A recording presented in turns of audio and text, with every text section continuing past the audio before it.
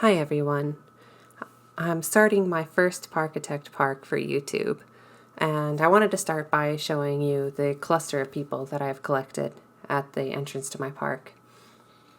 They are right in front of the tunnel that I've made. I'm trying to simulate how City Skylines has their park entrances just kind of come out from a cave. I prefer that to the coming in from the void. Anyway, I doubt I'll do this for every time, but I really like it for this one, considering the theme of the park is going to be kind of a Pacific Northwestern theme. So you might be able to tell from the nature around. You know, you have lots of conifers, there's not much grass in the forested areas, and I tried to make this what is that, the tilia bush? Is that what it's called? Yeah. I tried to use that as moss. And I think it works pretty well. You can see moss of this color throughout the parks in the Pacific Northwest. And speaking of parks, this is the supply building, and I've based it on a ranger station that you might see. I'm also going to put a staff building here with a similar aesthetic. With that being said, there's going to be a whole section of the park that's kind of based off of a nature park in the Pacific Northwest. But we'll be getting to that later. For now, we'll focus on the main entrance, which I'm planning on putting here. Part of the reason why I did this whole cave thing is because you only get this one entrance like that with this fence. I don't know. I just didn't care for how the park was set up, and maybe I'm missing something. Maybe there is a way to do what I wanted to do, which was have 3 park entrances and 2 park exits over here. But I couldn't really find a way to do that in the scenario editor, so I figured I would just have one entrance into the park here and let them kind of just wander around. I'll put signs saying no entry here and no exit through these, just to attempt to simulate that. I will be trying to base the park entrance off of the Disneyland Shanghai entrance.